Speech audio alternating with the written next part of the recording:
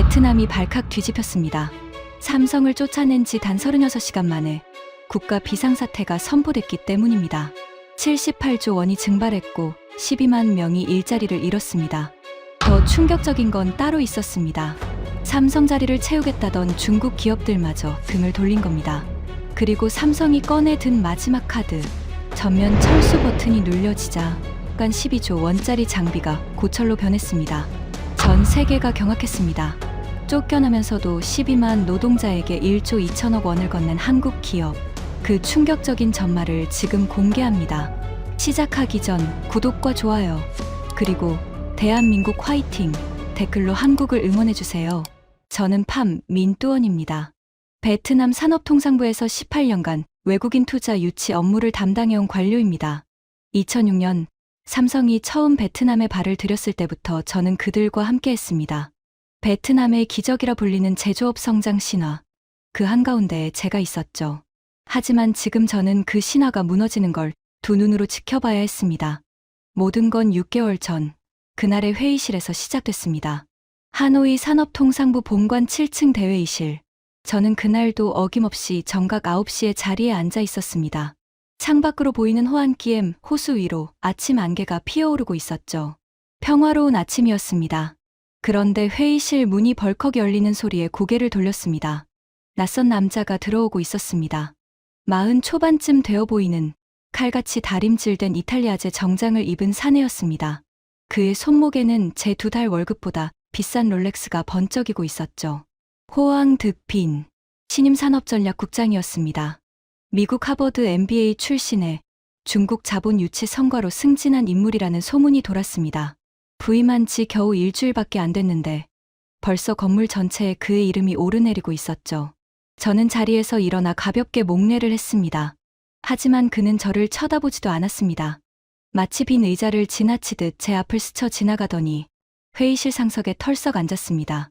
다들 앉아요. 그의 첫 마디였습니다. 존칭도 없이 마치 부하들에게 명령하듯 내뱉는 어조였죠. 20년 가까이 공직에 있으면서 이렇게 거만한 상사는 처음이었습니다. 회의가 시작됐습니다. 오늘 안 거는 하나입니다. 호황 국장이 손가락으로 테이블을 톡톡 두드렸습니다. 그 소리가 묘하게 신경에 거슬렸습니다. 외국 기업 특혜 정책 전면 재검토. 심장이 철렁 내려앉았습니다. 외국 기업 특혜 정책이라면 그건 곧 삼성을 말하는 거였습니다. 국장님, 그게 무슨 말씀이신지 여쭤봐도 되겠습니까? 제가 조심스럽게 입을 열었습니다.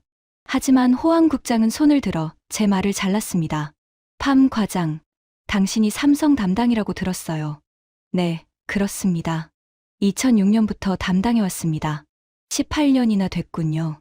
그가 피식 웃었습니다. 그 웃음이 왜인지 비웃음처럼 느껴졌습니다. 18년 동안 삼성한테 뭘 받았는지 모르겠지만 이제 그 특혜 잔치는 끝이에요. 피가 머리끝까지 치밀어 올랐습니다. 저는 이를 악물고 참았습니다. 공직자로서 감정을 드러내서는 안 됐으니까요. 국장님, 정확히 어떤 조치를 생각하고 계신 겁니까? 제 목소리가 떨리지 않도록 애썼습니다. 호황 국장이 서류 한 뭉치를 테이블 위에 툭 던졌습니다. 종이 뭉치가 미끄러지며 제 앞까지 왔습니다. 첫째, 산업용 전력요금 3배 인상. 숨이 턱 막혔습니다. 둘째, 외국 기업 특별세 15% 신규 부과. 손끝이 차가워지는 게 느껴졌습니다. 셋째, 기술 이전 의무화. 핵심 기술 50% 이상 현지 이전 강제. 이건 미친 짓이었습니다.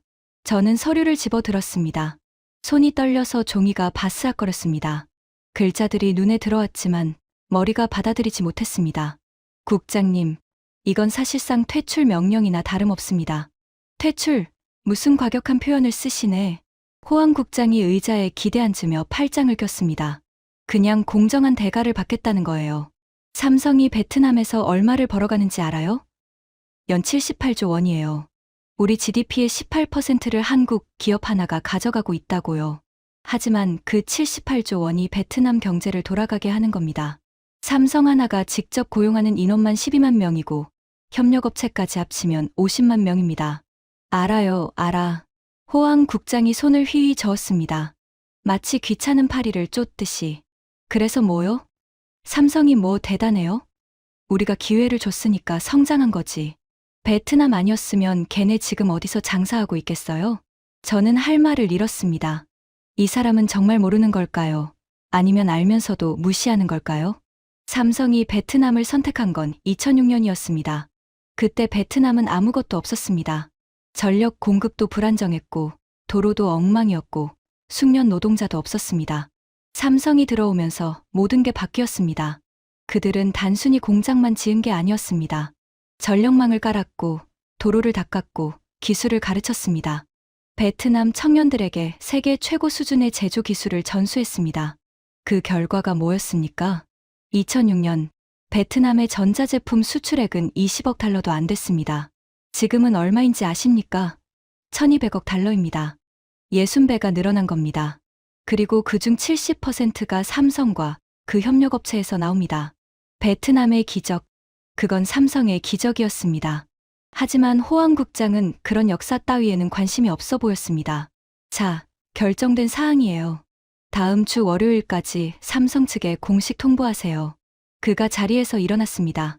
잠깐요, 국장님. 저는 다급하게 그를 불러 세웠습니다. 적어도 협상의 여지는 남겨둬야 합니다. 이렇게 일방적으로 통보하면 돌이킬 수 없습니다. 협상. 호황 국장이 고개를 돌렸습니다. 그의 눈빛이 차갑게 빛났습니다.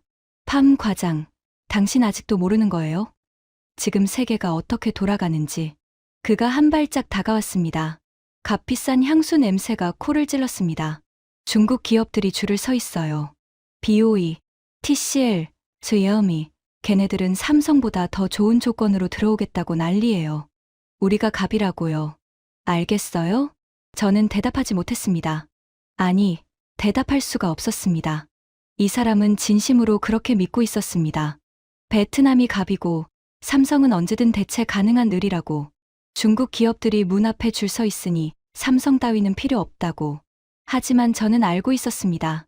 그게 얼마나 위험한 착각인지를. 회의가 끝난 후 저는 한참 동안 빈 회의실에 홀로 앉아 있었습니다. 손에 쥔 서류가 천근만근처럼 무거웠습니다. 전력요금 3배 인상, 특별세 15%, 기술 이전 50% 강제.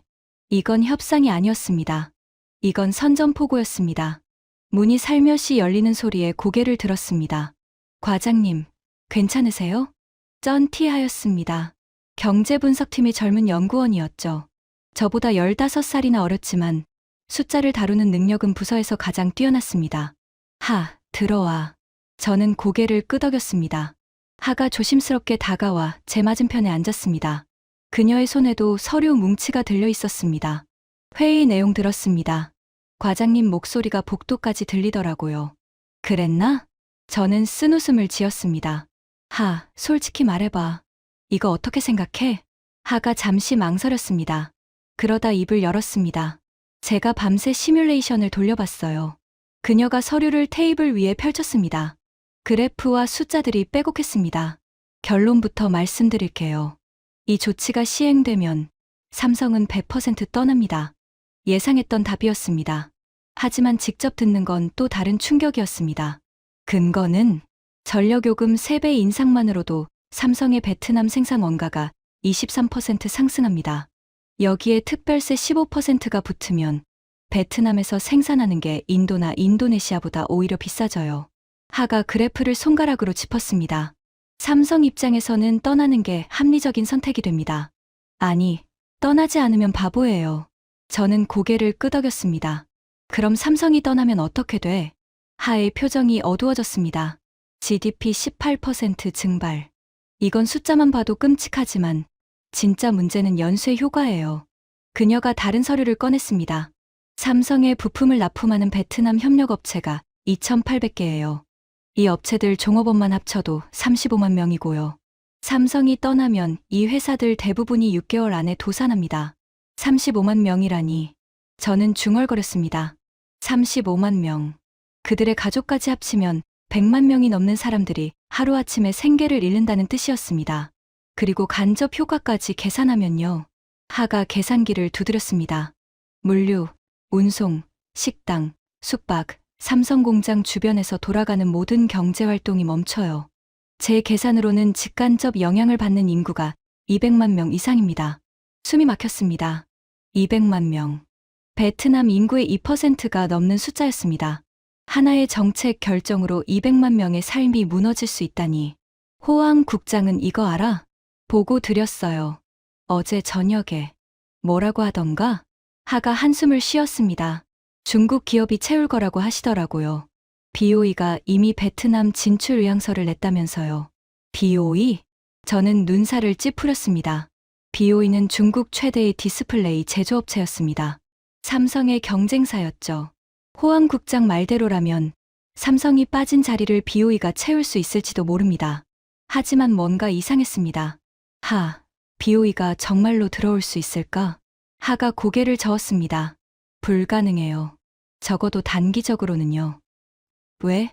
과장님, 삼성 베트남 공장에 있는 장비가 뭔지 아세요? 저는 대답하지 못했습니다. 솔직히 기술적인 부분은 제 전문 분야가 아니었습니다. 극자외선 노광 장비예요. EUV라고 불리는 거요. 세계에서 이 장비를 만들 수 있는 회사는 네덜란드의 ASML 딱 하나뿐이에요. 대당 가격이 4천억 원이 넘고요. 4천억? 네. 그리고 이 장비는 아무나 살 수도 없어요. ASML이 판매를 승인한 회사만 구매할 수 있는데 중국 기업은 미국의 수출 규제 때문에 구매 자체가 불가능해요. 그제야 상황이 이해되기 시작했습니다. 그럼 지금 삼성 공장에 있는 그 장비들은 어떻게 되는 건가요? 세계에서 가장 희귀하고 가장 비싸고 가장 구하기 어려운 기계들이에요. 중국 기업이 아무리 돈이 많아도 저 장비 없이는 삼성 수준의 제품을 만들 수 없어요. 저는 의자에 등을 기대며 천장을 올려다봤습니다. 이건 호황 국장이 생각하는 것보다 훨씬 복잡한 문제였습니다. 단순히 한 기업이 떠나고 다른 기업이 들어오는 수준이 아니었습니다. 삼성이 떠나면 그 자리를 채울 수 있는 회사는 세계 어디에도 없었습니다. 이 내용을 다시 보고해야겠어. 저는 자리에서 일어났습니다. 과장님. 하가 저를 불러 세웠습니다. 그녀의 눈빛이 걱정으로 가득 차 있었습니다. 조심하세요. 호황 국장님, 보통 분이 아니에요. 어제 보고 드릴 때 느낌이 좀 이상했거든요. 그분은 이미 결정을 내린 것 같았어요. 누가 뭐라고 해도 밀어붙일 거예요. 저는 고개를 끄덕였습니다. 알아. 하지만 그래도 해야지. 이건 내 18년 인생이 걸린 문제야. 저는 서류를 챙겨 들고 회의실을 나섰습니다. 복도를 걸으며 창밖을 내다봤습니다. 하노이의 거리가 한눈에 내려다 보였습니다. 오토바이들이 개미처럼 바쁘게 움직이고 있었고 곳곳에 공사 중인 고층 빌딩들이 하늘을 찌르고 있었습니다. 이 모든 번영의 상당 부분이 삼성 덕분이었습니다. 저는 그걸 누구보다 잘 알고 있었습니다. 왜냐하면 제가 직접 그 과정을 지켜봤으니까요. 2006년 제가 처음 삼성 유치팀에 합류했을 때만 해도 베트남은 가난한 농업 국가에 불과했습니다. 국민 평균 소득이 $700도 안 됐죠. 사람들은 오토바이 한 대 사는 게 평생 소원이었습니다. 삼성이 들어오면서 모든 게 바뀌었습니다.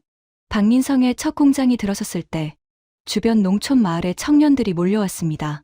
그들은 논에서 일하던 농부였고 시장에서 장사하던 상인이었고 학교를 갓 졸업한 젊은이들이었습니다. 삼성은 그들에게 기술을 가르쳤습니다.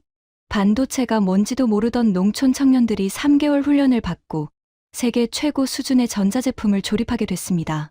월급은 논에서 일할 때의 5배였습니다. 그 청년들이 번 돈으로 부모님께 오토바이를 사드렸습니다. 동생들 학비를 대줬습니다. 집을 새로 지었습니다. 마을이 바뀌고 도시가 바뀌고 나라가 바뀌었습니다. 저는 그 모든 과정을 직접 목격했습니다. 그래서 알고 있었습니다. 삼성이 떠나면 그 모든 게 무너진다는 걸. 호황 국장 집무실 앞에 도착했습니다. 문을 두드리려다 잠시 망설였습니다.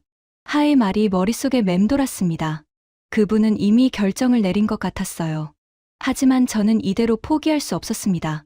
문을 두드렸습니다. 들어와요. 안에서 호황 국장의 목소리가 들렸습니다. 저는 심호흡을 하고 문을 열었습니다.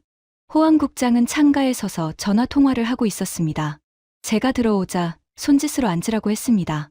저는 소파에 앉아 그가 통화를 끝내기를 기다렸습니다. 그래, 알았어. 다음 주에 봐. 통화가 끝났습니다. 호황 국장이 돌아서며 물었습니다. 무슨 일이에요? 팜 과장. 저는 서류를 꺼내 테이블 위에 올려놓았습니다. 국장님, 제가 경제분석팀에 시뮬레이션을 의뢰했습니다. 결과를 좀 보셔야 할 것 같습니다. 호황 국장이 눈썹을 치켜 올렸습니다. 시뮬레이션, 내가 시킨 적 없는데? 제 판단으로 진행했습니다. 국장님께 정확한 정보를 드려야 한다고 생각했습니다. 저는 최대한 차분하게 말했습니다. 호황 국장이 서류를 집어들었습니다. 잠시 훑어보더니 픽 웃었습니다. GDP 18% 증발, 200만 명 영양. 이거 누가 작성한 거예요? 경제분석팀 쩐티아 연구원입니다. 검증된 데이터를 기반으로 작성했습니다. 팜, 과장. 호황 국장이 서류를 테이블 위에 탁 내려놓았습니다. 당신 문제가 뭔지 알아요? 저는 대답하지 않았습니다. 겁이 너무 많아요. 18년 동안 삼성한테 치켜 살아서 그런지 걔네 없으면 하늘이 무너질 것처럼 호들갑을 떨어. 국장님, 이건 호들갑이 아닙니다. 데이터가 분명히 보여주고 있습니다. 데이터? 호황 국장이 비웃었습니다. 팜 과장, 내가 하버드에서 뭘 배웠는지 알아요? 데이터는 해석하기 나름이라는 거예요. 그가 창가로 걸어가며 말을 이었습니다. 당신 데이터는 삼성이 떠나면 베트남이 망한다고 하지. 하지만 내 데이터는 달라요. 그가 자신의 컴퓨터 화면을 가리켰습니다. 여기 봐요. BOE가 보내온 투자 이양서예요. 삼성이 떠나면 바로 들어오겠다고. 투자 규모만 150억 달러야. 150억 달러. 약 20조 원이었습니다. 그리고 TCL, 소이어미, BYD 다 줄 서 있어요. 중국 기업들이 얼마나 베트남에 들어오고 싶어 하는지 알아요? 걔네한테 우리는 황금 어장이에요. 호황 국장이 돌아서며 저를 똑바로 쳐다봤습니다. 삼성은 대체 가능해요. 아니, 오히려 걔네 없는 게 나을 수도 있어. 한 나라 경제를 외국 기업 하나가 쥐락펴락하는 게 정상이에요. 저는 입술을 깨물었습니다. 반박하고 싶었습니다. BOE가 들어와도 삼성의 기술력을 대체할 수 없다고. 중국 기업들은 미국 수출 규제 때문에 한계가 있다고. 이건 단순히 숫자로 비교할 문제가 아니라고. 하지만 호황 국장의 눈빛은 이미 결론을 내린 사람의 것이었습니다. 그는 듣지 않을 겁니다. 무슨 말을 해도. 국장님, 한 가지만 부탁드려도 되겠습니까? 저는 마지막으로 시도해봤습니다. 뭔데요? 삼성 측에 최소한 협상의 여지를 주십시오. 일방적 통보가 아니라 대화의 기회라도 주셔야 합니다. 협상. 호황 국장이 코웃음을 쳤습니다. 팜 과장, 협상은 대등한 관계에서 하는 거예요. 우리가 왜 삼성한테 굽신거려야 해요? 걔네가 우리한테 굽신거려야지. 더 이상 할 말이 없었습니다. 저는 고개를 숙이고 집무실을 나왔습니다. 복도에 서서 한참을 움직이지 못했습니다. 가슴이 답답하고 머리가 어지러웠습니다. 18년이었습니다. 18년 동안 저는 이 일을 해왔습니다. 외국 기업을 유치하고 그들과 신뢰를 쌓고 함께 성장하는 것. 그게 제 일이었고 제 삶이었습니다. 그런데 지금 한 사람의 오만함 때문에 그 모든 게 무너지려 하고 있었습니다. 저는 주먹을 꽉 쥐었습니다. 아직 끝난 게 아니었습니다. 삼성 측에 직접 경고해야 했습니다. 그들이 대비할 시간이라도 벌어줘야 했습니다. 그게 18년 파트너에 대한 제 마지막 의리였습니다. 일주일 후 하노이 인터컨티넨탈 호텔 대회의실. 삼성 측과의 공식 협상 자리가 마련됐습니다. 저는 베트남 측 배석자로 회의실 한쪽에 앉아 있었습니다. 호황 국장이 중앙 테이블 상석을 차지하고 있었고 그 옆에는 재무부와 기획부 관계자들이 자리했습니다. 회의실 반대편 문이 열렸습니다. 삼성 측 협상단이 들어왔습니다. 맨 앞에 선 사람이 눈에 들어왔습니다. 50대 중반쯤 되어 보이는 남자였습니다. 짧게 깎은 머리, 깊게 파인 주름, 그리고 감정을 읽을 수 없는 무표정한 얼굴. 이정호 부사장, 삼성전자 동남아시아 총괄 책임자였습니다. 업계에서는 침묵의 도끼라고 불린다고 했습니다. 말은 적지만 한 번 결정을 내리면 절대 바꾸지 않는다는 뜻이었죠. 저는 그의 얼굴을 유심히 살폈습니다. 화가 나 있을 거라고 예상했습니다. 당연히 그래야 했습니다. 일주일 전에 전력요금 3배 인상, 특별세 15% 부과 통보를 받았으니까요. 하지만 그의 표정에서는 분노를 읽을 수 없었습니다. 아니, 아무 감정도 읽을 수 없었습니다. 그게 오히려 더 불안했습니다. 어서 오세요, 이 부사장님. 호황 국장이 자리에서 일어나 악수를 청했습니다. 과장된 미소가 얼굴에 가득했습니다. 이정호 부사장이 짧게 악수를 받았습니다. 한마디도 하지 않았습니다. 앉으시죠. 오늘 좋은 이야기 많이 나눌 수 있으면 좋겠네요. 호황 국장이 먼저 자리에 앉았습니다. 이정호 부사장도 맞은편에 앉았습니다. 그의 뒤로 삼성 측 변호사와 재무 담당자들이 자리를 잡았습니다. 회의가 시작됐습니다. 자, 본론으로 들어가죠. 호황 국장이 서류를 꺼냈습니다. 지난주에 보내드린 새로운 정책 패키지 검토해 보셨죠? 이정호 부사장이 고개를 끄덕였습니다. 여전히 말이 없었습니다. 좋아요. 그럼 삼성 측의 의견을 들어볼까요? 침묵이 흘렀습니다.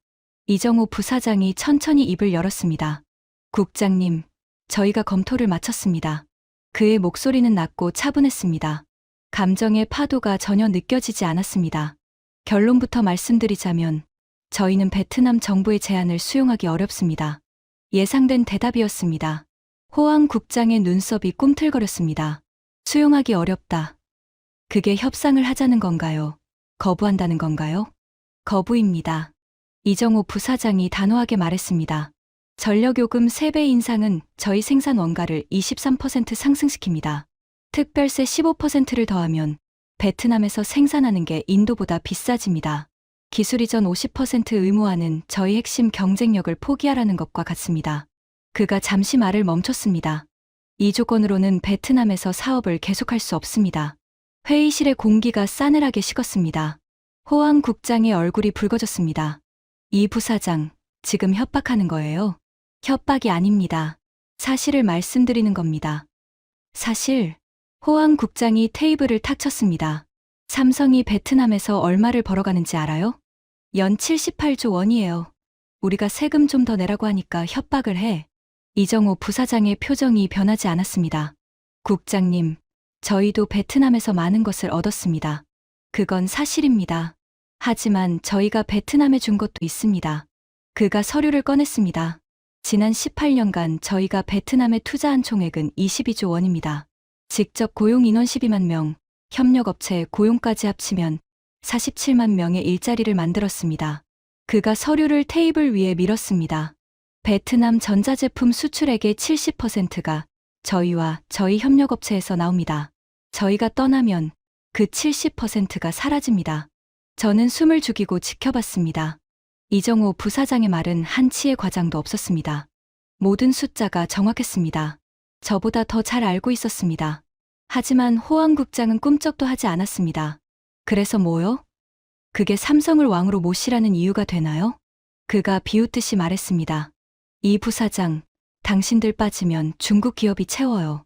BOE가 이미 150억 달러 투자 의향서를 보내왔다고요. TCL, 스웨어미도 줄 서 있고요. 그 회사들은 저희를 대체할 수 없습니다. 왜요? 뭐가 그렇게 대단한데? 이정호 부사장이 처음으로 미세하게 눈썹을 움직였습니다. 기술입니다. 기술? 저희 공장에는 EUV 노광 장비가 있습니다. 이 장비는 세계에서 ASML만 만들 수 있고 대당 가격이 4천억 원이며 미국의 수출 규제 때문에 중국 기업은 구매 자체가 불가능합니다. 호황 국장의 눈이 미세하게 떨렸습니다. 저희가 떠나면 그 장비들은 베트남에 남지 않습니다. 그리고 중국 기업이 아무리 돈을 퍼부어도 그 장비 없이는 저희 수준의 제품을 만들 수 없습니다. 침묵이 흘렀습니다. 저는 조용히 숨을 내쉬었습니다. 이정호 부사장은 호황 국장보다 두 수 앞을 내다보고 있었습니다. 하지만 호황 국장은 물러서지 않았습니다. 겁주는 거예요? 장비가 뭐 대단하다고. 그가 자리에서 일어났습니다. 좋아요. 협상이 안 된다 이거죠. 그럼 저희도 할 말이 있어요. 그가 테이블 위로 몸을 숙였습니다. 72시간 드릴게요. 72시간 안에 저희 조건을 수용하지 않으면 베트남 정부는 삼성의 모든 자산을 압류할 겁니다. 공장, 장비, 재고, 전부요. 저는 귀를 의심했습니다. 압류, 외국 기업 자산을 압류한다고? 그건 국제법 위반이었습니다. 그런 짓을 하면 베트남은 전 세계 투자자들에게 버림받을 게 뻔했습니다. 이정호 부사장의 표정이 처음으로 변했습니다. 아니, 변하지 않았습니다. 그는 그냥 조용히 호황 국장을 바라보고 있었습니다. 마치 예상했다는 듯이, 아니, 기다렸다는 듯이. 그 순간, 저는 직감했습니다. 뭔가 잘못됐습니다. 이 사람은 화가 나지 않았습니다. 놀라지도 않았습니다. 마치 이 상황을 처음부터 예측하고 왔다는 듯한 태도였습니다. 이정호 부사장이 천천히 자리에서 일어났습니다. 72시간이요? 그가 손목시계를 확인했습니다. 알겠습니다. 72시간 후에 답변 드리겠습니다. 그리고 그는 악수도 청하지 않고 몸을 돌렸습니다. 잠깐요, 이 부사장. 호황 국장이 다급하게 불렀습니다. 그게 대답이에요? 협상도 안 하고? 이정호 부사장이 문 앞에서 멈췄습니다. 그가 천천히 고개를 돌렸습니다. 국장님. 그의 목소리는 여전히 차분했습니다. 하지만 그 차분함 속에 서리빨 같은 냉기가 느껴졌습니다. 협상은 서로가 잃을 게 있을 때 하는 겁니다. 저희는 잃을 게 없습니다. 그리고 그는 문을 열고 나갔습니다. 삼성 측 협상단이 줄줄이 뒤따라 나갔습니다. 회의실에 정막이 내려앉았습니다. 저는 이정호 부사장이 사라진 문을 바라보며 등골이 서늘해지는 걸 느꼈습니다. 협상은 서로가 잃을 게 있을 때 하는 겁니다. 저희는 잃을 게 없습니다. 그 말이 머릿속을 떠나지 않았습니다. 저는 18년간 수많은 기업인들을 만났습니다. 협상 테이블에서 분노하는 사람, 애원하는 사람, 허세를 부리는 사람, 온갖 종류를 다 봤습니다. 하지만 이정호 부사장 같은 사람은 처음이었습니다. 그는 화내지 않았습니다. 협박에도 흔들리지 않았습니다. 마치 체스를 두듯이 몇 수 앞을 내다보고 있는 사람처럼 보였습니다. 그리고 그게 저를 공포에 떨게 했습니다. 저 사람은 뭔가를 알고 있었습니다. 우리가 모르는 뭔가를. 저는 주먹을 꽉 쥐었습니다. 72시간. 72시간 후에 무슨 일이 벌어질지 저는 알 수 없었습니다. 하지만 한 가지는 확실했습니다. 삼성은 그냥 떠나지 않을 거라는 것. 그들은 뭔가를 준비하고 있었습니다. 그리고 그게 뭔지 알게 됐을 때 베트남은 이미 돌이킬 수 없는 상황에 놓여 있을 거라는 것. 저는 창밖을 바라봤습니다. 하노이의 하늘이 어둡게 물들어가고 있었습니다. 폭풍이 오기 전의 고요함처럼 불길한 정막이 도시를 감싸고 있었습니다. 72시간의 카운트다운이 시작됐습니다. 72시간. 그 시간이 얼마나 길게 느껴졌는지 모릅니다. 저는 사무실에서 밤을 새웠습니다. 잠이 올 리가 없었죠. 호황 국장의 최후 통첩, 이정호 부사장의 차가운 눈빛, 그리고 그가 남긴 마지막 말이 머릿속을 떠나지 않았습니다. 협상은 서로가 잃을 게 있을 때 하는 겁니다. 저희는 잃을 게 없습니다.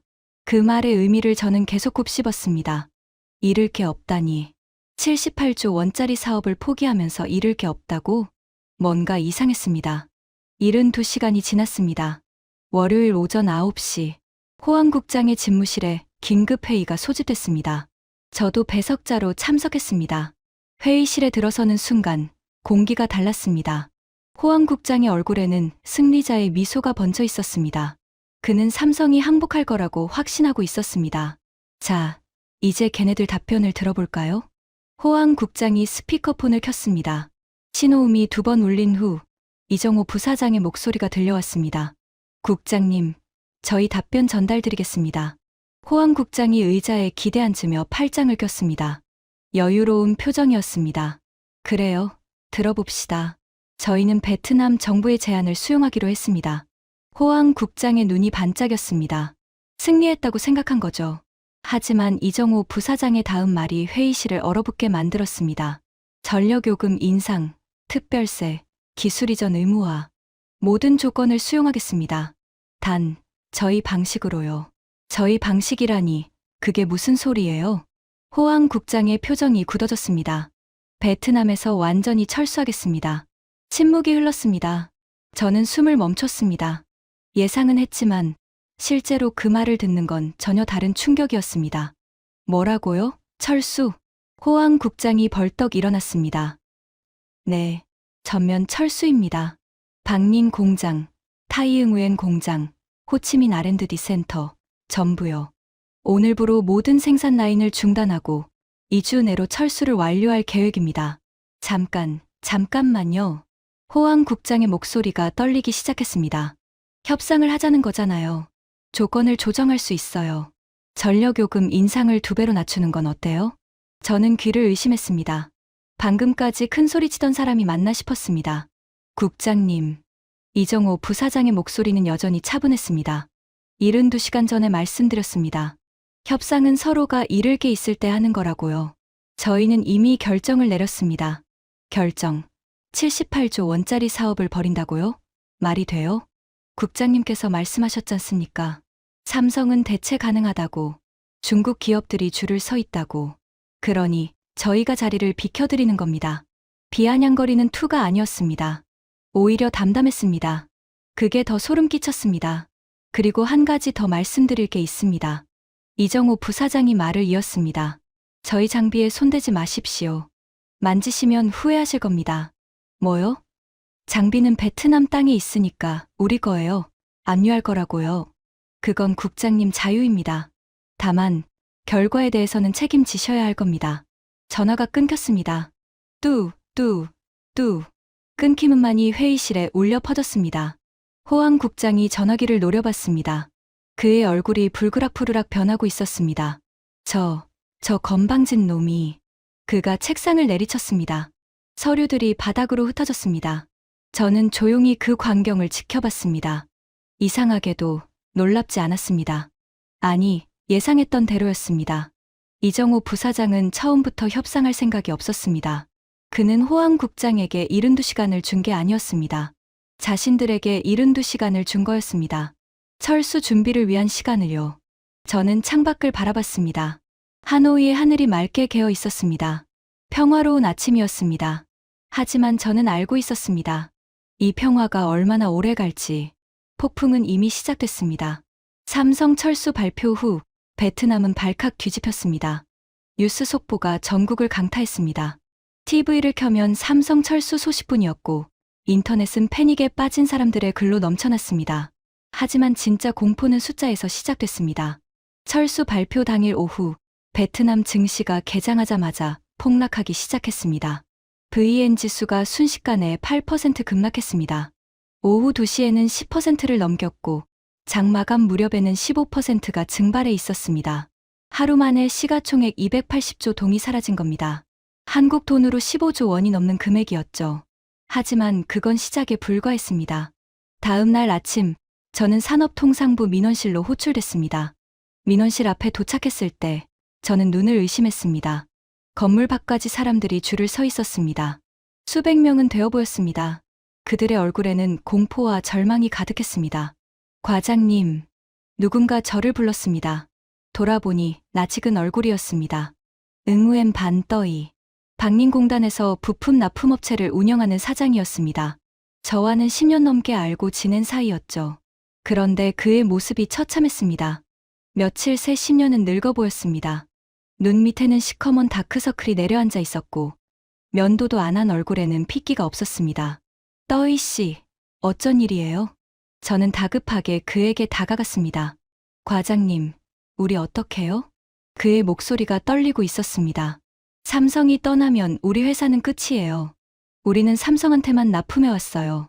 다른 거래처가 없다고요. 저는 말문이 막혔습니다. 떠이 씨의 회사는 삼성 스마트폰에 들어가는 커넥터 부품을 만드는 곳이었습니다. 직원이 500명이 넘는 중견 기업이었죠. 삼성이 베트남에 진출했을 때부터 함께 성장해온 회사였습니다. 지금 직원들 월급도 못 주고 있어요. 은행 대출은 다음 주가 만기인데 삼성 계약서 없으면 연장이 안 된대요. 그가 제 손을 덥석 잡았습니다. 제발 도와주세요, 과장님. 삼성 다시 돌아오게 해주세요. 안 그러면 우리 500명 다 길거리에 나앉아요. 저는 아무 말도 할 수 없었습니다. 도와주고 싶었습니다. 하지만 어떡해요? 이미 엎질러진 물이었습니다. 민원실 안으로 들어갔습니다. 상황은 더 심각했습니다. 수십 명의 중소기업 사장들이 탄원서를 들고 줄을 서 있었습니다. 그들 모두 삼성 협력업체였습니다. 부품 납품업체, 포장재 업체, 물류업체, 식자재 납품업체까지. 삼성이라는 거대한 나무 아래서 뿌리를 내리고 살아온 사람들이었습니다. 정부에서 뭔가 해줘야 하는 거 아니에요? 우리가 뭘 잘못했다고 이런 일을 당해야 해요? 삼성 잡아요. 못 가게 해요. 아우성이 터져 나왔습니다. 저는 그 한가운데 서서 아무것도 할 수 없었습니다. 2,800개. 그게 삼성의 부품이나 서비스를 납품하는 베트남 협력업체의 숫자였습니다. 이 회사들의 고용된 직원만 35만 명이었습니다. 가족까지 합치면 100만 명이 넘는 사람들이 삼성의 의지에 살고 있었습니다. 그런데 그 삼성이 떠난다고 합니다. 2주 안에. 저는 사무실로 돌아와 문을 닫았습니다. 책상 위에 놓인 서류들을 바라봤습니다. 호황 국장이 자랑스럽게 내밀었던 BOE 투자 의향서가 눈에 들어왔습니다. 150억 달러 투자. 삼성의 빈자리를 채울 수 있다. 정말 그럴 수 있을까요? 저는 전화기를 들었습니다. 경제분석팀 하에게 전화를 걸었습니다. 나야. 지금 시간 돼? 네, 과장님. 무슨 일이세요? BOE 말이야. 걔네가 정말 삼성 대신 들어올 수 있는 거야? 솔직하게 말해줘. 전화기 너머로 한숨 소리가 들렸습니다. 과장님, 제가 어제 밤새 분석해봤어요. 결론이 뭔데? 불가능해요. 예상했던 대답이었지만 직접 듣는 건 또 달랐습니다. 왜? BOE가 삼성 수준의 반도체를 만들려면 EUV 장비가 필요해요. 그런데 BOE는 중국 기업이잖아요. 미국 수출 규제 때문에 EUV 장비를 살 수가 없어요. ASML이 안 팔아요. 그럼 기존 장비로는 10년 전 기술 수준밖에 못 만들어요. 지금 시장에서 팔리는 물건이 아니에요. 저는 눈을 감았습니다. 그러니까 결론은 BOE가 들어와도 삼성을 대체할 수 없다는 거지. 네. 그리고 BOE도 그걸 알아요. 걔네가 투자 의향서를 보낸 건 삼성이 있을 때 얘기예요. 삼성 장비를 같이 쓸 수 있을 거라고 생각한 거죠. 삼성이 떠나고 장비까지 가져가면 BOE도 올 이유가 없어요. 심장이 쿵 내려앉았습니다. 호황 국장은 이걸 몰랐던 겁니다. 아니, 알려고 하지 않았던 겁니다. 그는 삼성 없이도 중국이 채울 수 있다고 믿었습니다. 하지만 현실은 달랐습니다. 삼성이 떠나면 아무도 오지 않습니다. 베트남은 텅 빈 공장과 실업자들만 남게 되는 겁니다. 저는 전화를 끊고 창밖을 바라봤습니다. 하노이의 거리가 한눈에 내려다 보였습니다. 평소와 다름없이 오토바이들이 분주하게 오가고 있었습니다. 사람들은 아직 모르고 있었습니다. 곧 닥칠 재앙을. 저는 주먹을 꽉 쥐었습니다.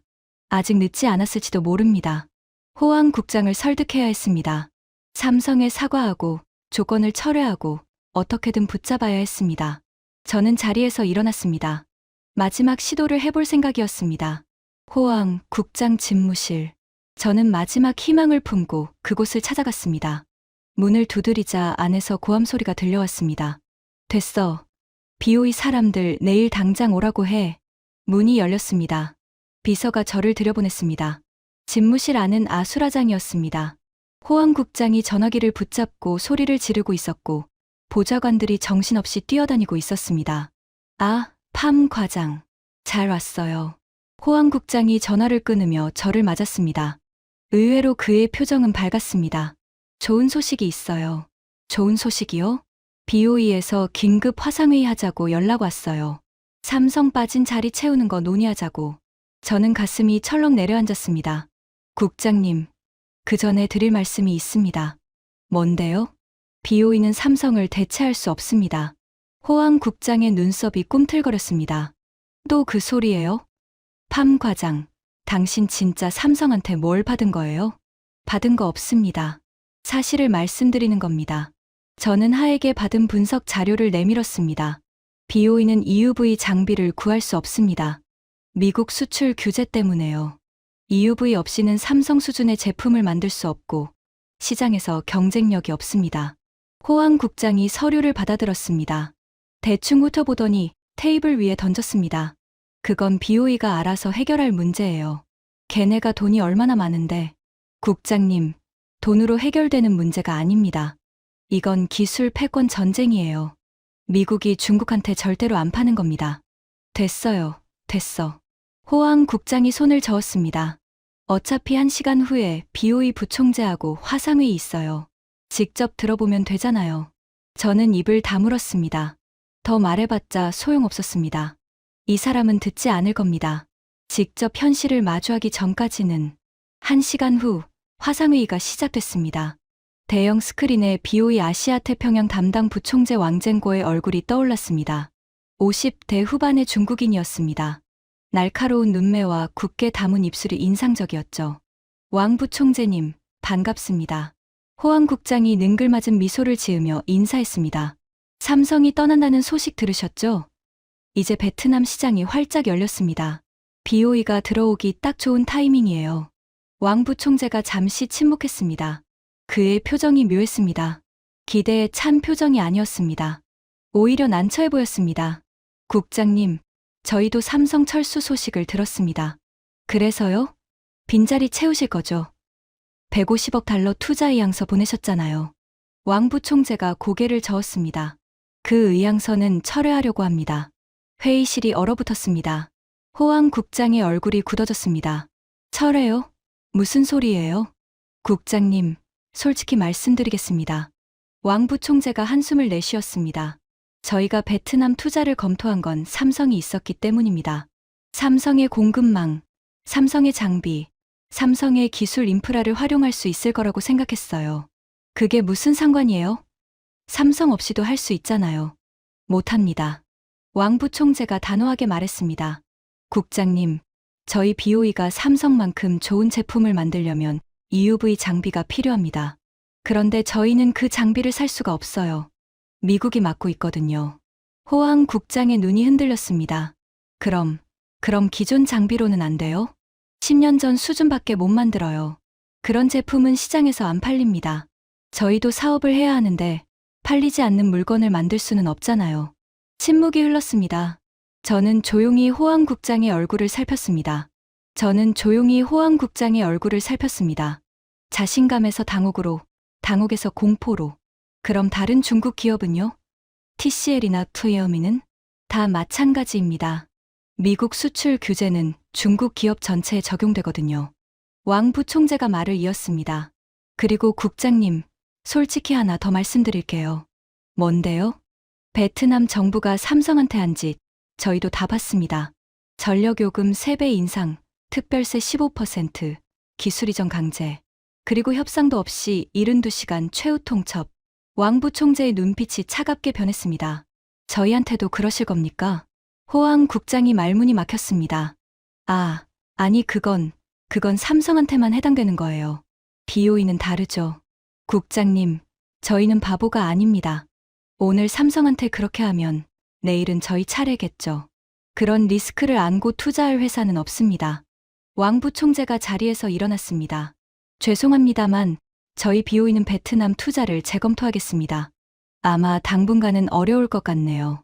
화면이 꺼졌습니다. 회의실에 정막이 내려앉았습니다. 호황 국장이 멍하니 빈 화면을 바라보고 있었습니다. 그의 얼굴에서 핏기가 사라져 있었습니다. 이게 무슨 일이야? 그가 중얼거렸습니다. BOE도 안 온다고. TCL도, 투이어미도. 그럼 누가 와? 아무도 대답하지 않았습니다. 저는 조용히 창밖을 바라봤습니다. 하노이의 하늘이 어둡게 물들어가고 있었습니다. 해가 지고 있었습니다. 베트남의 꿈도 함께 지고 있었습니다. BOE마저 등을 돌린 다음 날, 호황 국장은 마지막 카드를 꺼냈습니다. 장비를 압류해. 그의 명령이 떨어졌습니다. 삼성이 두고 간 공장 설비, 6만 대가 넘는 최첨단 장비들이었습니다. EUV 노광 장비, 에칭 장비, 증착 장비, 검사 장비. 총 가치만 12조 원이 넘는다고 했습니다. 호황 국장의 논리는 간단했습니다. 삼성이 떠나도 장비는 베트남 땅에 있다. 그 장비를 압류해서 다른 기업에 빌려주면 된다. 중국이 안 오면 인도 기업을 불러오고 인도가 안 오면 대만 기업을 부르면 된다. 저는 반대했습니다. 국장님, 그건 국제법 위반입니다. 외국 기업 자산을 강제 압류하면 베트남은 투자 불모지가 됩니다. 하지만 호황 국장은 듣지 않았습니다. 닥쳐요, 팜 과장. 당신은 삼성 편이야, 베트남 편이야? 저는 더 이상 말하지 않았습니다. 말해봤자 소용없었습니다. 이 사람은 벼랑 끝에 몰린 짐승처럼 날뛰고 있었습니다. 다음 날 아침, 정부 관계자들이 삼성 방린 공장에 들이닥쳤습니다. 저도 현장에 있었습니다. 호황 국장이 직접 가자고 해서 따라간 거였습니다. 공장 정문은 이미 열려 있었습니다. 삼성 직원들이 모두 떠난 뒤였습니다. 자, 들어가 봅시다. 호황 국장이 앞장섰습니다. 거대한 공장 안으로 들어갔습니다. 축구장 20개 크기의 클린룸이 펼쳐졌습니다. 그 안에 수만 대의 장비들이 줄지어 서 있었습니다. 봐요, 팜 과장. 호황 국장의 눈이 반짝였습니다. 저게 다 우리 거예요. 삼성이 두고 간 거라고요. 12조 원짜리 보물창고야. 저는 대답하지 않았습니다. 뭔가 이상했습니다. 이렇게 쉽게 삼성이 12조 원어치 장비를 그냥 두고 갔다고? 이정호 부사장의 말이 떠올랐습니다. 장비에 손대지 마십시오. 만지시면 후회하실 겁니다. 그가 왜 그런 말을 했을까요? 자, 켜봐요. 작동되는지 확인해야지. 호황 국장이 기술팀에게 지시했습니다. 기술자들이 메인 컨트롤 패널로 다가갔습니다. 전원 버튼을 눌렀습니다. 웅하는 소리와 함께 장비들이 깨어나기 시작했습니다. 수천 개의 LED 표시등이 반짝거렸습니다. 됐어. 작동해. 호황 국장이 환호성을 질렀습니다. 하지만 그 기쁨은 10초도 가지 못했습니다. 갑자기 모든 장비의 화면이 붉은색으로 변했습니다. 삐익. 귀를 찢는 경보음이 클린룸 전체를 뒤흔들었습니다. 화면에 메시지가 떴습니다. 경고 승인되지 않은 접근 감지. 위치 기반 인증 실패. 라이선스 키 누락. 시스템 잠금 모드 활성화. 호황 국장의 얼굴이 굳어졌습니다. 뭐야, 이게? 잠금이 걸렸습니다.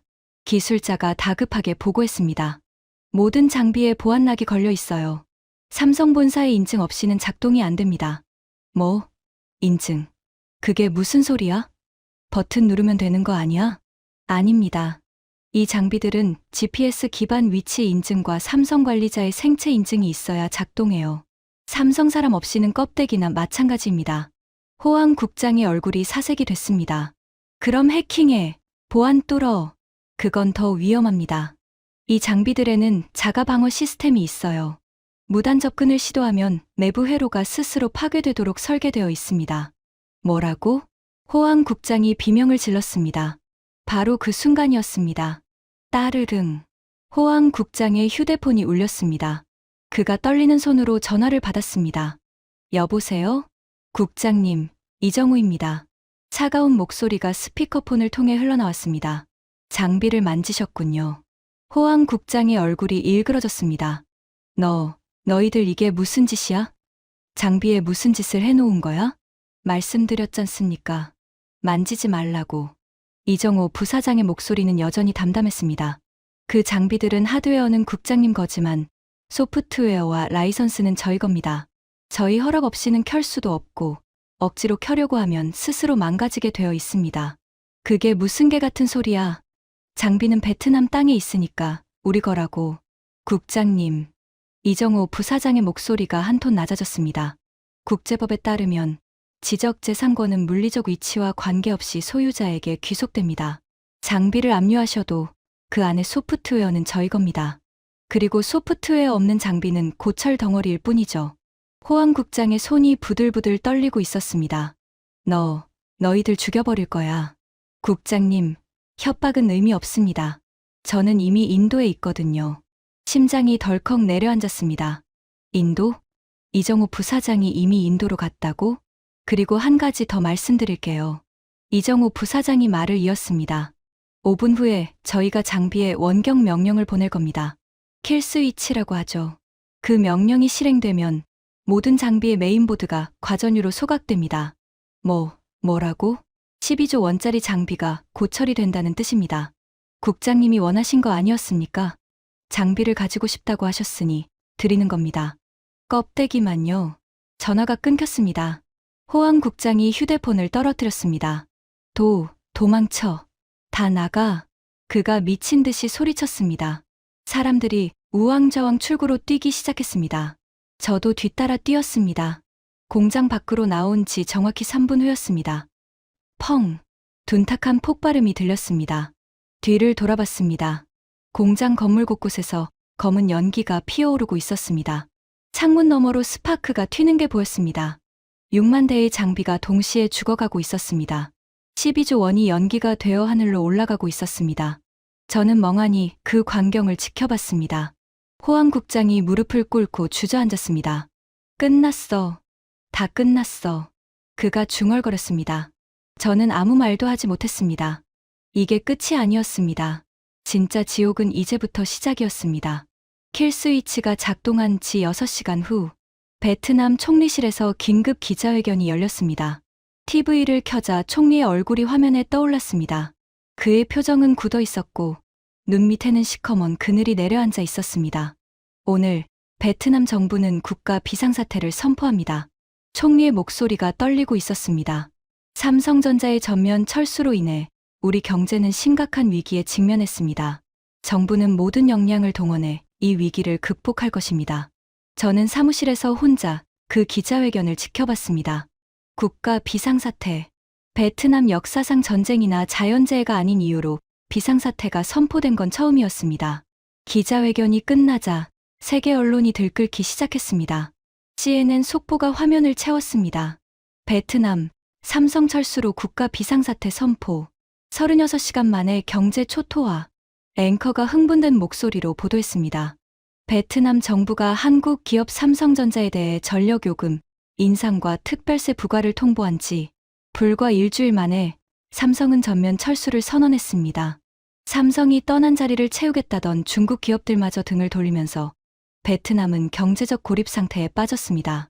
화면이 전환되면서 전문가 인터뷰가 나왔습니다. 이번 사태는 글로벌 공급망에서 한국 기업의 위상을 극명하게 보여줍니다. 삼성을 대체할 수 있는 기업은 사실상 존재하지 않습니다. 베트남은 그것을 모르고 삼성을 내쫓았고 결과적으로 자국 경제를 파괴했습니다.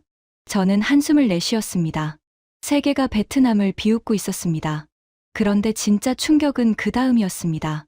화면에 익숙한 얼굴이 떠올랐습니다. 일론 머스크, 테슬라 CEO였습니다. 그가 인터뷰를 하고 있었습니다. 머스크 씨, 테슬라의 베트남 기가팩토리 계획에 대해 말씀해 주시죠. 삼성 철수 후 계획에 변동이 있습니까? 머스크가 특유의 시니컬한 표정을 지었습니다. 베트남이요? 오, 그 계획은 취소입니다. 취소요? 이유가 뭡니까? 간단합니다. 약속을 지키지 않는 나라에 누가 투자하겠습니까? 머스크가 어깨를 으쓱했습니다. 베트남 정부가 뭘 했는지 아세요? 30년 파트너인 삼성에게 갑자기 세금 폭탄을 던지고 협상도 없이 72시간 최후 통첩을 보냈어요. 그리고 삼성이 떠나니까 장비를 압류하려고 했고요. 그의 표정이 굳어졌습니다. 그런 나라에 저희가 100억 달러를 투자한다고요? 미쳤습니까? 저는 눈을 감았습니다. 머스크의 말 한마디 한마디가 비수처럼 가슴에 박혔습니다. 틀린 말이 하나도 없었기 때문입니다. 저희는 인도로 갑니다. 머스크가 말을 이었습니다. 인도 정부가 파격적인 조건을 제시했어요. 그리고 무엇보다 삼성이 가는 곳이라면 인프라는 확실하다는 뜻이니까요. 인도, 삼성이 가는 곳. 저는 가슴이 먹먹해졌습니다. 베트남이 내쫓은 삼성을 인도는 두 팔 벌려 환영하고 있었습니다. 그리고 테슬라까지 따라가고 있었습니다. TV 화면이 바뀌었습니다. 이번에는 일본 뉴스였습니다. 도요타 자동차, 베트남 공장 투자 계획 전면 재검토. 앵커가 보도했습니다. 도요타 자동차는 오늘 베트남 신규 공장 건설 계획을 무기한 연기한다고 발표했습니다. 도요타 측은 베트남의 투자 환경에 대한 우려가 있다고 밝혔습니다. 화면이 또 바뀌었습니다. 인도네시아 뉴스. 혼다, 베트남 오토바이 공장 이전 검토. 독일 뉴스. 지멘스, 베트남 스마트 팩토리 프로젝트 중단. 미국 뉴스. 인텔, 베트남 반도체 패키징 공장 확장 계획 보류. 저는 TV를 끄지 못하고 멍하니 앉아 있었습니다. 삼성 하나가 떠났을 뿐인데 전 세계가 베트남을 떠나고 있었습니다. 도미노가 무너지고 있었습니다. 그리고 이 모든 건 한 사람의 오만함에서 시작됐습니다. 호앙 득빈. 그 사람은 지금 어디에 있을까요? 답은 금방 나왔습니다. 뉴스 속보가 화면을 채웠습니다. 속보 호앙 득빈 산업전략국장 전격 경질. 업무상 배임 혐의로 검찰 소환. 호앙 국장의 사진이 화면에 떠올랐습니다. 불과 며칠 전까지만 해도 자신만만하게 웃던 그 얼굴이 지금은 수갑을 찬 채 경찰에 끌려가고 있었습니다. 저는 그 모습을 보며 아무 감정도 느끼지 못했습니다. 통쾌하지도 안타깝지도 않았습니다. 그저 공허했습니다. 호황 국장이 잡혀간다고 해서 삼성이 돌아오지는 않을 테니까요. 떠난 것들은 돌아오지 않습니다. 신뢰는 한번 깨지면 억만금을 줘도 다시 붙일 수 없습니다. 저는 창밖을 바라봤습니다. 하노이의 밤하늘이 보였습니다. 평소라면 삼성 공장들의 불빛이 도시를 환하게 밝혔을 겁니다. 하지만 지금은 캄캄했습니다. 공장들이 모두 멈췄으니까요. 어둠이 베트남을 덮고 있었습니다. 그리고 그 어둠은 오래, 아주 오래 계속될 것 같았습니다. 호황 국장이 구속된 다음 날, 저는 방림공단으로 향했습니다. 삼성 공장이 있던 곳, 아니, 있었던 곳이었죠. 이제는 텅 빈 건물만 남아 있었습니다. 공단 정문 앞에 도착했을 때 저는 숨이 막혔습니다. 수천 명의 사람들이 모여 있었습니다. 삼성 공장에서 일하던 노동자들이었습니다. 그들은 공장 철문 앞에 주저앉아 울고 있었습니다. 우리 어떡해요? 30년 일했는데 하루아침에 이게 뭐야? 애들 학비는 어떡하고 은행 대출은 어떡해? 아우성이 터져 나왔습니다. 저는 그 한가운데를 걸어갔습니다. 발걸음이 천근만근처럼 무거웠습니다. 이 사람들의 고통이 제 어깨를 짓누르는 것 같았습니다. 그때였습니다. 웅성거리던 군중이 갑자기 조용해졌습니다. 무슨 일인가 싶어 고개를 들었습니다. 사람들이 휴대폰을 꺼내 들고 화면을 보고 있었습니다. 누군가 울음을 터뜨렸습니다. 그런데 그건 슬픈 울음이 아니었습니다. 이게 뭐야? 이게 뭐냐고. 한 중년 여성이 휴대폰을 들어 보이며 소리쳤습니다. 저는 다가가서 그녀의 화면을 봤습니다. 은행 알림 메시지였습니다. 입금 안내, 삼성전자 퇴직 위로금, 입금액 1억 2,750만 동. 눈을 의심했습니다. 1억 2,700만 동. 한국 돈으로 약 700만 원이었습니다. 나도 왔어. 나도. 우리 팀 전원한테 다 왔어.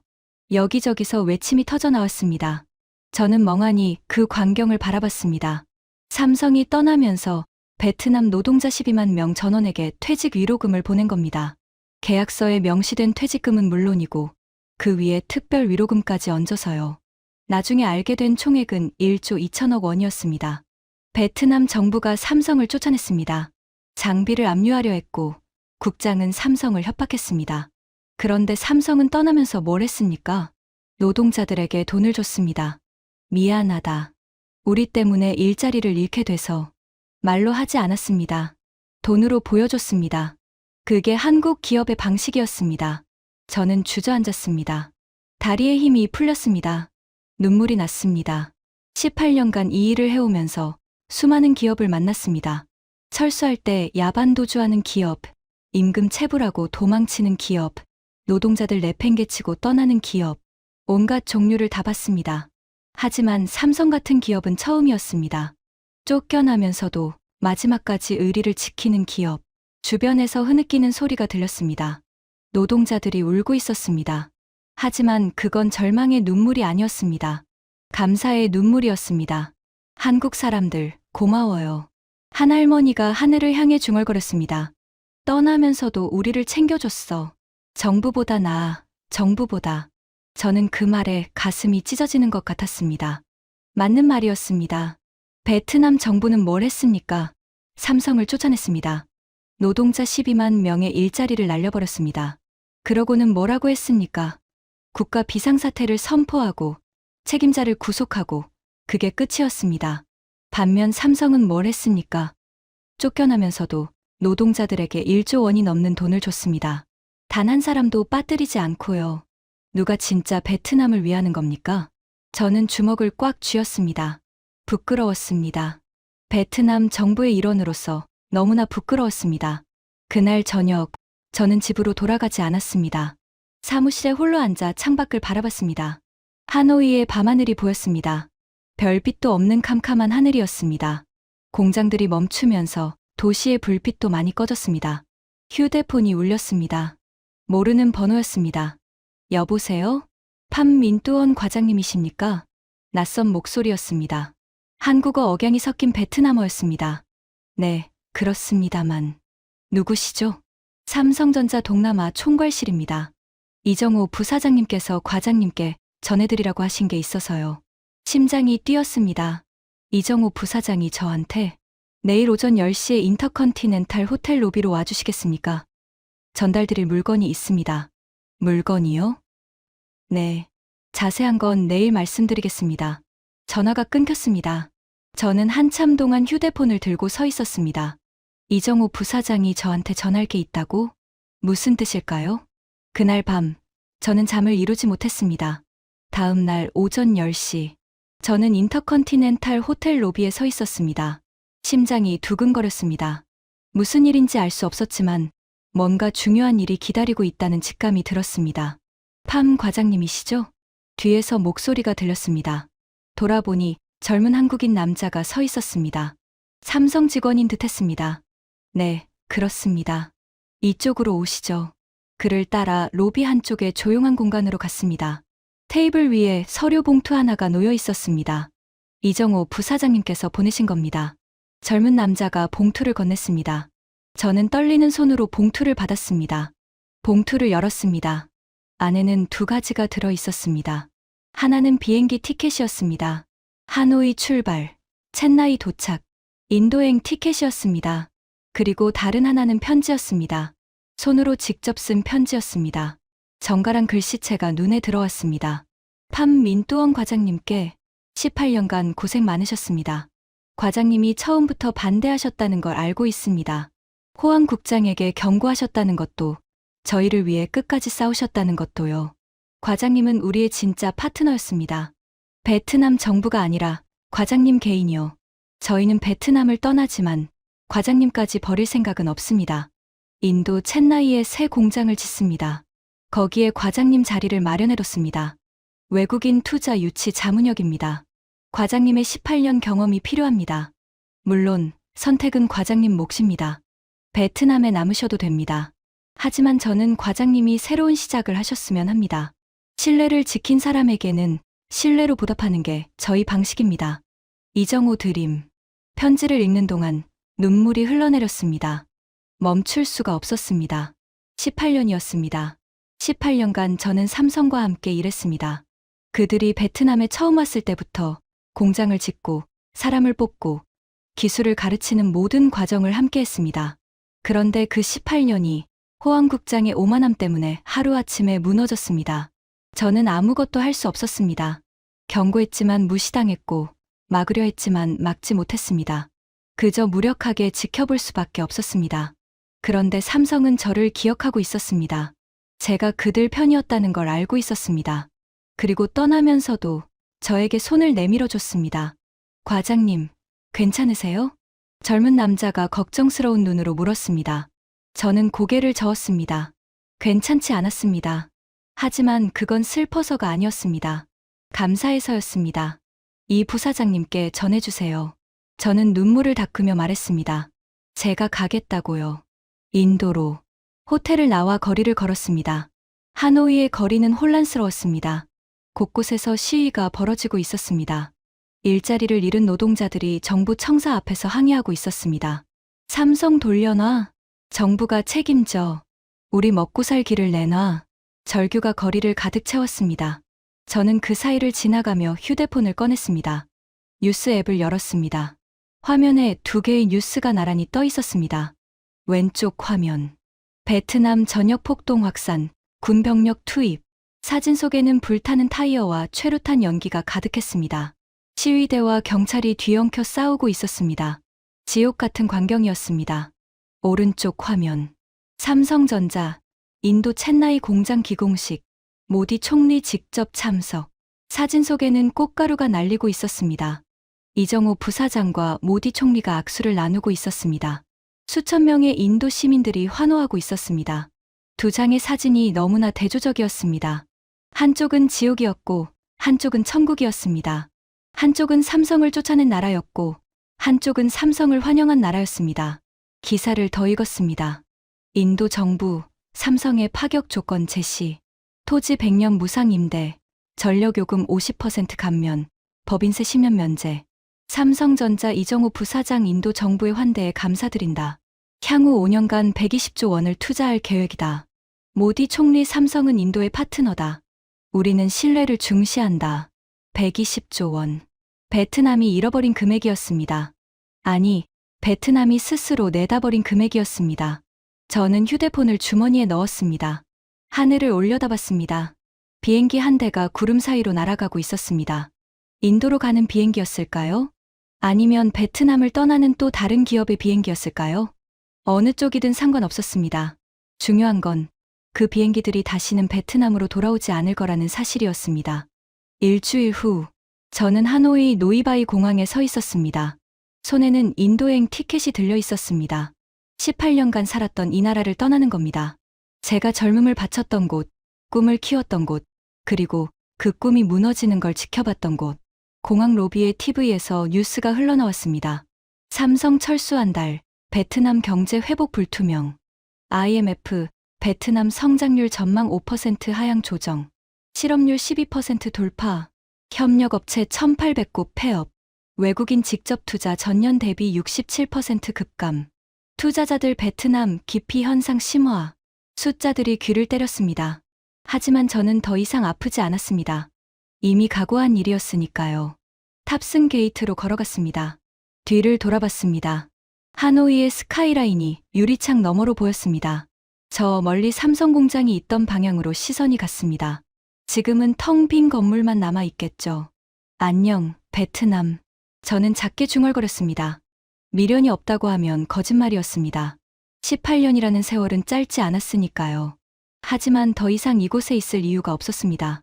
신뢰를 저버린 나라에서 신뢰를 중시하는 사람은 설 자리가 없었습니다. 비행기에 올랐습니다. 창가 자리에 앉았습니다. 비행기가 활주로를 달리기 시작했습니다. 이륙하는 순간 저는 눈을 감았습니다. 이정호 부사장의 말이 떠올랐습니다. 협상은 서로가 잃을 게 있을 때 하는 겁니다. 그리고 그가 편지에 썼던 말도요.